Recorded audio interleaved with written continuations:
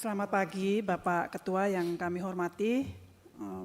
Terima kasih sekali lagi untuk kesempatan ini. Perkenankan saya Silvana Apitule dari Komisi Perlindungan Anak Indonesia menambahkan beberapa hal saja Bapak.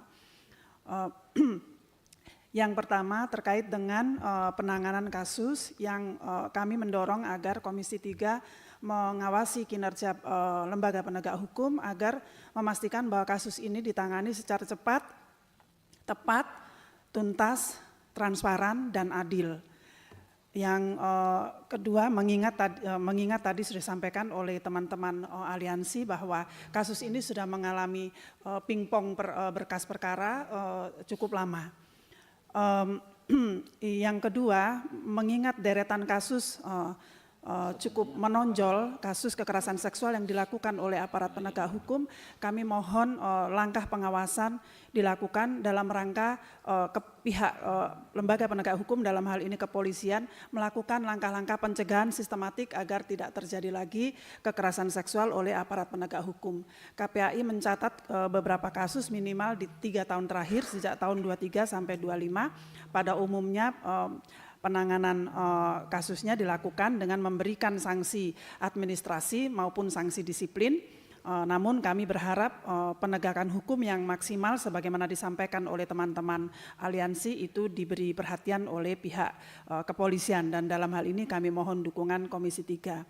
Yang terakhir, Bapak Pimpinan, mengapa penanganan kasus kekerasan seksual terhadap anak di NTT akan menjadi indikator keberhasilan pemerintah di tingkat nasional dalam melindungi anak-anak kita di seluruh wilayah Indonesia maupun anak-anak Indonesia di luar negeri. Mengapa? Karena kerentanan NTT yang berlapis-lapis. Provinsi NTT adalah provinsi dengan anak usia dini terbanyak di seluruh Indonesia.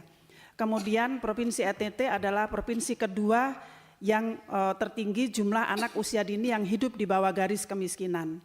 Selain itu, di NTT prevalensi stunting tertinggi nasional. Kemudian NTT adalah salah satu dari 5 provinsi dengan jumlah anak SD yang putus sekolah terbanyak di Indonesia. Indeks pembangunan manusia terendah, indeks pelindungan anak juga terendah.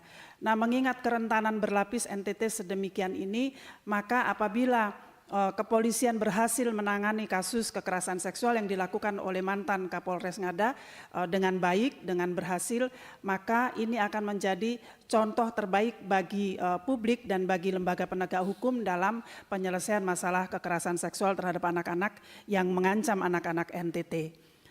Yang terakhir, ada dimensi internasional juga dalam kasus ini sebagaimana dalam kronologi yang disampaikan oleh kawan-kawan aliansi, bahwa apa yang dilakukan oleh pelaku ex Kapolres Ngada ini menjadi bagian dari sebuah jaringan internasional di mana yang bersangkutan memanfaatkan situs internasional untuk mendapat keuntungan dari kekerasan seksual yang ia lakukan. Mungkin demikian tambahan singkat kami, Bapak Pimpinan. Terima kasih untuk kesempatan ini. Ya, terima kasih rekan-rekan. Saya mohon maaf tadi terlambat 10 menit, tapi acara rapat hari ini dimulainya on time ya tadi ya Pak Rahul ya.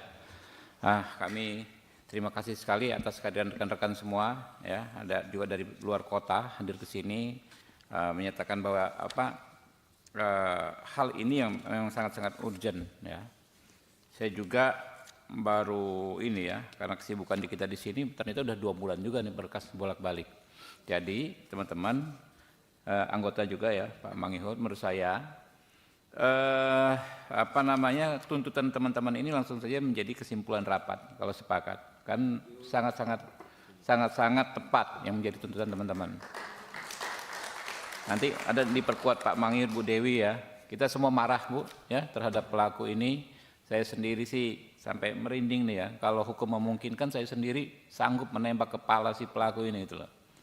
Begitu kita marah dengan si pelaku ini ya. Nggak apa-apa Bu, kami akan panggil Kajati dan Kapolda hari Kamis Bu ya. Nanti kita minta kalau memang nggak bisa semua teman-teman hadir perwakilannya, kan nanti kan ada space buat Pak Kapolda dan tim, Pak mungkin sekitar berapa orang perwakilan teman-teman, 10 orang kali ya yang bisa hadir. Nanti Kajati dan Kapolda kami panggil Kami ingin sampaikan juga secara langsung kesimpulan rapat hari ini ya, Pak Mangyud ya, kurang lebih nanti begitu. Ya, karena ini harus jadi concern, Bu. Ya, saya juga agak gusar. Kenapa bisa sampai 2 bulan bolak-balik? Kalau faktanya ini sudah sangat jelas, faktanya. Ya, kalau yang ibu-ibu sampaikan tadi, ya, itu kan aturannya, regulasinya. Tapi faktanya itu sudah jelas. Seharusnya nggak sulit-sulit gitu loh. Nggak sulit ini, ya ini perkara yang bisa dengan cepat diproses sampai ke persidangan dan orang dihukum hukuman yang paling berat terhadap pelaku ini gitu loh.